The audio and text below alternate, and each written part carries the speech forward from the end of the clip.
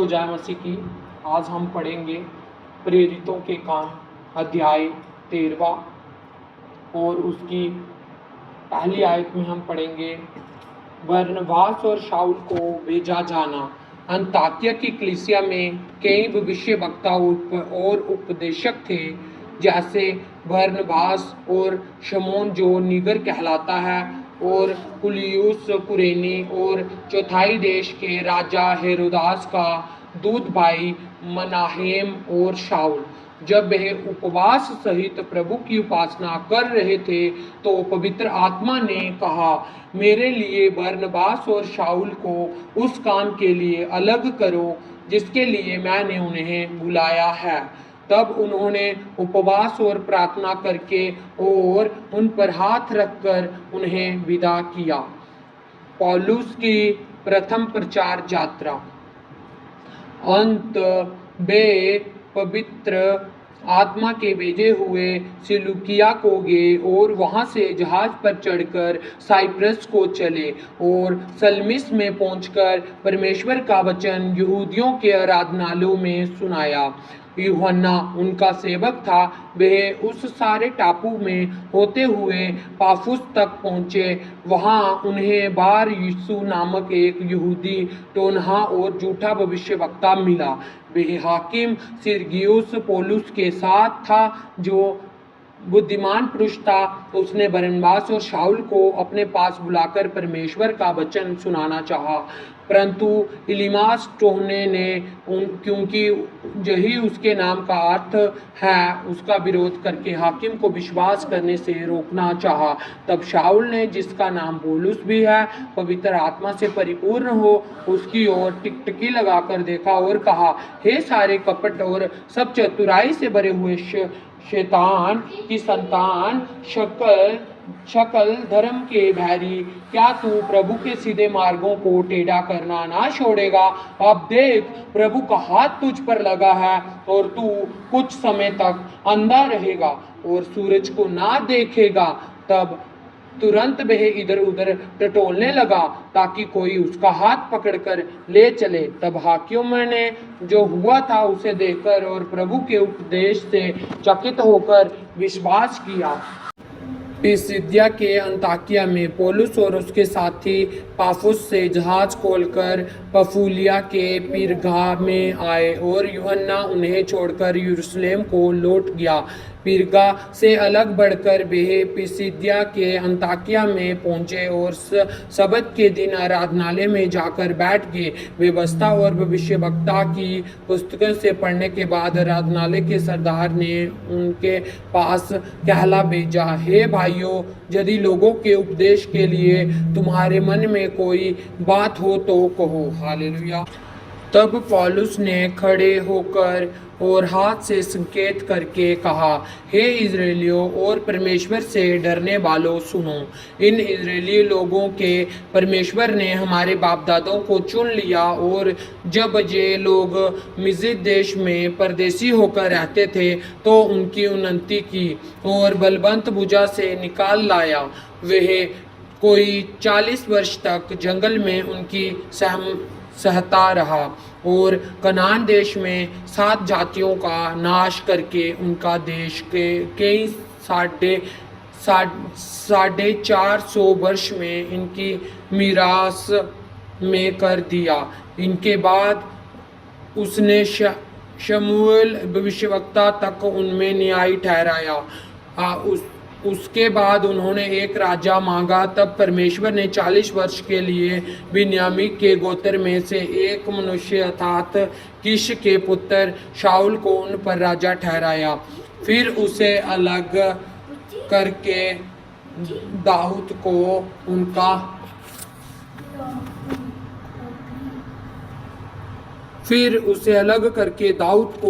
उनका राजा बनाया, जिसके विषय में उसने गवाही दी, मुझे एक मनुष्य यिशै का पुत्र दाऊद मेरे मन के अनुसार मिल गया है, वही मेरी सारी इच्छा पूरी करेगा। इसी के वंश में से परमेश्वर ने अपनी प्रतिज्ञा के अनुसार इज़राइल के पास एक उद्धारकर्ता था यीशु को भेजा, जिसके आने से पहले यूहन्ना ने इन इज़राइलियों में मन फिराव के बपतिस्मे का प्रचार किया। जब यूहन्ना अपनी सेवा पूरी करने पर था तो उसने कहा, तुम मुझे क्या समझते हो? मैं वह नहीं, वरन देखो मेरे बाद एक आने वाला है जिसके पाँव की जूती भी मैं खोलने के योग्य नहीं।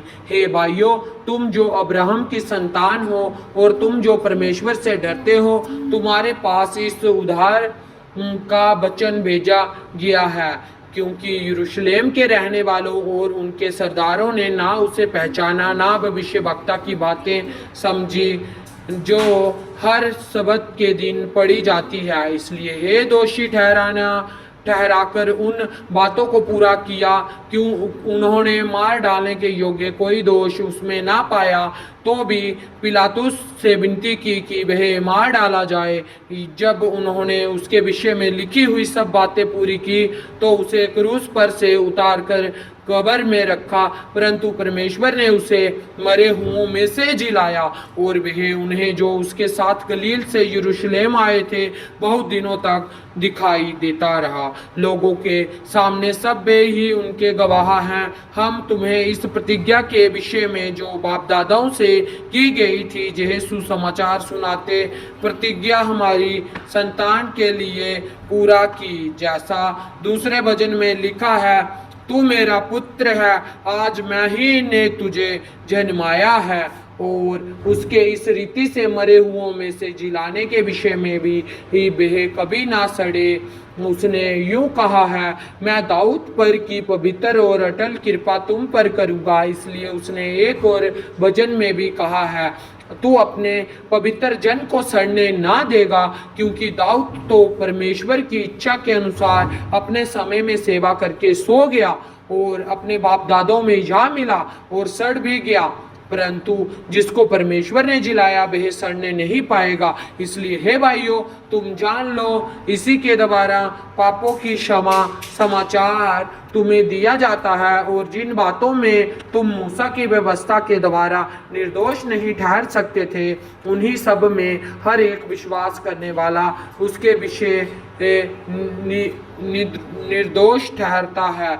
इसलिए चौकस रहो, ऐसा ना हो कि जो भविष्यवक्ता की पुस्तक में आया है तुम पर भी आ पड़े। हे निंदा करने वालों देखो और चकित हो और मिट जाओ, क्योंकि मैं तुम्हारे दिनों में एक काम करता हूँ, ऐसा काम कि यदि कोई तुमसे उसकी चर्चा करे जो तुम कभी विश्वास ना करोगे। उसके बाहर निकलते समय लोग उनसे विनती करने लगे कि अगले शब्द के दिन हमें ये बातें फिर सुनाई जाएं। जब सभा उठ गई तो यहूदियों और यूनानी मत में आए हुए भक्तों में से बहुत से पौलुस और बरनबास के पीछे हो लिए, और उन्होंने उनसे बातें करके समझाया कि परमेश्वर के अनुग्रह में बने रहो। पौलुस द्वारा अन्य जातियों में प्रचार का आरंभ। अगले सब्त के दिन नगर के प्राय सब लोग परमेश्वर का वचन सुनने को इकट्ठे हो गए, परंतु यहूदी भीड़ को देखकर डहा से भर गए और निंदा करते हुए पौलुस की बातों के विरोध में बोलने लगे। तब पौलुस और बरनबास ने निडर होकर कहा, अवश्य था कि परमेश्वर का वचन पहले तुम्हें सुनाया जाता, परंतु जब तुम उसे दूर हटाते हो और अपने को अनंत जीवन के योग्य नहीं ठहराते, तो देखो अब हम अन्य जातियों की ओर फिरते हैं, क्योंकि प्रभु ने हमें ये आज्ञा दी है, मैंने तुझे अन्य जातियों के लिए ज्योति ठहराया है, ताकि तू पृथ्वी की शोर तक उद्धार का धार हो।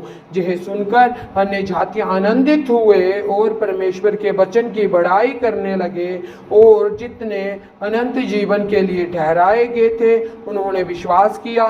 तब प्रभु का वचन उन सारे देश में फैलने लगा, परंतु यहूदियों ने भक्त और कुनेली स्त्रियों को और नगर के प्रमुख लोगों को उकसाया और पौलुस और बरनबास के विरुद्ध उपद्रव करवाकर उन्हें अपनी सीमा से निकाल दिया।